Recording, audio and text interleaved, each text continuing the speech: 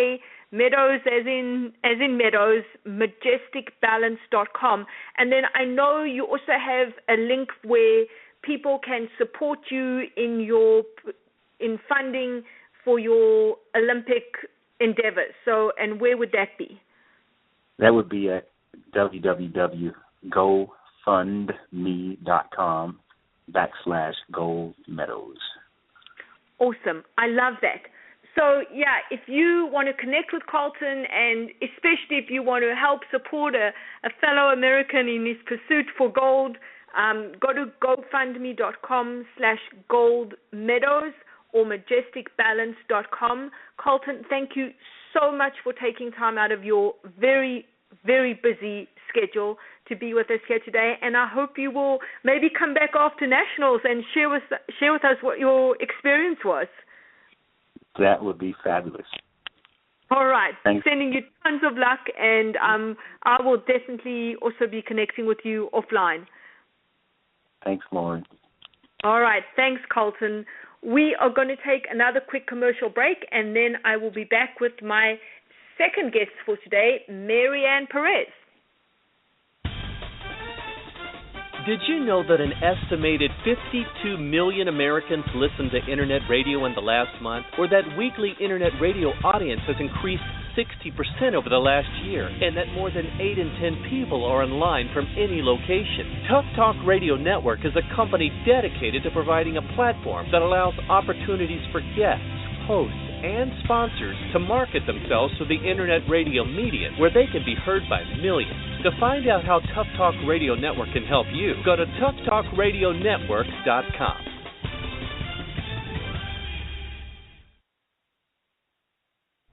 Do you want to know the secret to building a successful business quickly?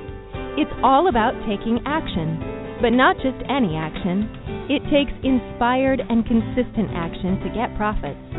Join Michelle Sissom, the six-figure results lady, as she asks successful entrepreneurs their profitable secrets every Monday at 2 p.m. Central Time on Take Action, Get Profits with Michelle Sissom on the Tough Talk Radio Network. If you're ready to take action and get profits, you can find out more about the show at takeactiongetprofitsradio.com. Lauren Jawno is an elite, international certified, high-performance coach, author, and speaker with over 15 years' experience helping clients transform so that they are living bolder, happier, and more successful lives.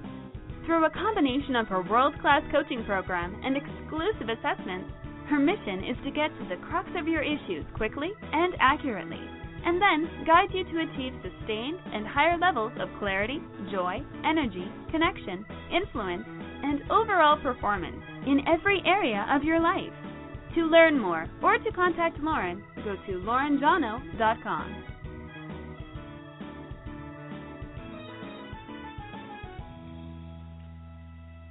Welcome back, everyone. I am super thrilled to introduce my next guest, Mary A. Perez. Mary is a noted writer, author, and blogger with numerous award-winning essays under her belt, and is also a member of the Houston Writers Guild. Her debut memoir, Running in Hills, a memoir of grit and grace, has received rave reviews, and Mary has lived every scene in her book. She's a survivor, an overcomer, and has a voice and message which she is here to share with us today. Mary, welcome to the show. I am so happy to have you here. Lauren, thank you so much for having me. The pleasure is all mine. I am beyond excited. Thank you so much. So I've mentioned a little bit about you to our listeners in introducing you, but I'd love for you just to tell us, a little bit more about your background and where you're calling in from and what's most exciting about what's happening in your life at the moment. Oh, great. Let's see. I am Puerto Rican descent, born in New York, raised in Miami, and moved to Texas in 1977. Wow. So, yeah, a little mud here. Quite the journey. I am happily married for the second time around for 21 years to a wonderful man from California. I have 4 amazing grown children, 2 adorable grandchildren, and they are just the joy of my life. I still have 3 children who are single, so they got to get it together so I can have some more grandchildren. But I enjoy traveling, dining out, musical plays, movies, and I like to write, and I'm a blogger, and I would like to go back to pursuing oil painting one day. But awesome. right now I am calling from Houston. That's my hometown. Fantastic. So tell us a little bit about your book. I love the title of it. It's just intrigued. Just the title in itself is oh my gosh, like I want to read more. I want to know more. So can you tell us a little bit about the book and how you came up with the idea, and especially the title of the book? I absolutely love it. Oh, well, thank you so much. That's Running in Heels basically depicts a girl's refusal to be defined by her environment while seeking love and security with her single, difficult mother. So the Running in Heels really doesn't try to show that it's a quickness. I could never run quick in my heels anyway. But it is more of a stumbling. It is more of a hardship. It is more of, a hesitancy along the way. And so those shoes, if you see the cover, are too big for her feet. And she felt like she always wore shoes that were too big for her feet, even as a young adult. So hence the running, she does do some running in her story and that type of thing, but it's not in any way a quickness or steadiness or anything like that. And then the subtitle, which is very dear to my heart, a memoir of grit and grace, also speaks of the grit that she basically she took hits along life's journey, right. But she kept going. She learned resiliency, and her grit kept her from not giving up when obstacles pushed up against her. But it was her praying grandma and God's grace that sustained her and got her through. Lauren, I read something the other day, and I just love it. And basically it says, grace means that all your mistakes now serve a purpose instead of serving shame. And I just love that because that resonates in me so much, about grace. Yes. So given everything, that you've personally been through, all the experiences you've had, what advice would you give for women and men, I guess, that are anyone who's, listening in and just feels that they're stuck in a place and they just can't see their way out of it, and they just can't see that light at the end of the tunnel? What advice would you give them, or could you give them? Well, regardless of gender, of faith, status, education, or race, we've all felt discouraged at one point or another, rejected, abandoned, or betrayed. We've all had our dreams smashed, our dignity shot, our hearts torn, and our hope lost. But if my life of peril can become a life of promise, yours can too. I believe that no matter what life throws at you, your yesterdays does not have to define your todays. Just remember, you may not be where you want to be today, but thank God you're not where you once were. And so, I've been asked this question before: how would I advise, anyone in a volatile situation or, going through some terrible circumstances? And I think what I've learned is that not to isolate yourself and be a shut-in, I found myself thinking that since I felt alone, that I had no choice but to remain alone, dejected, and depressed. And that's just a lie. That's not true.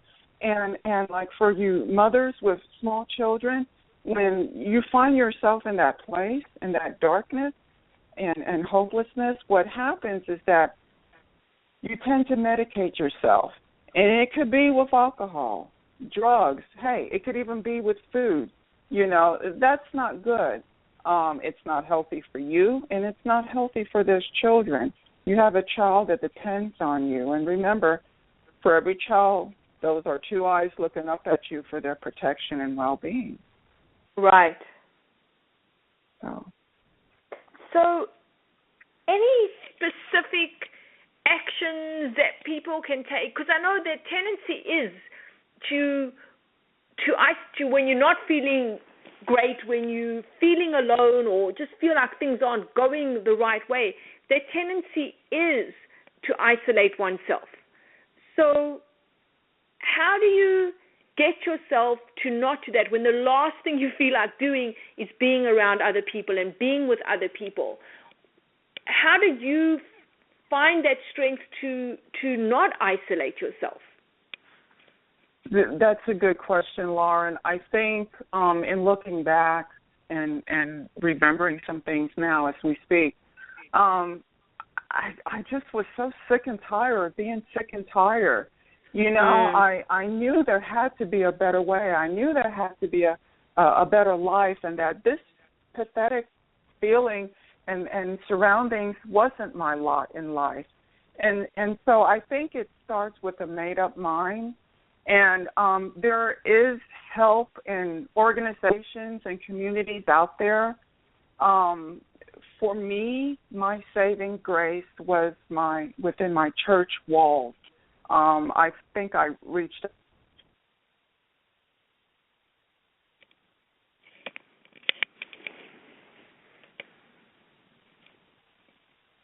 The thing is that, you know, what is the definition of insanity? It's just doing the same thing over and over again and expecting different results.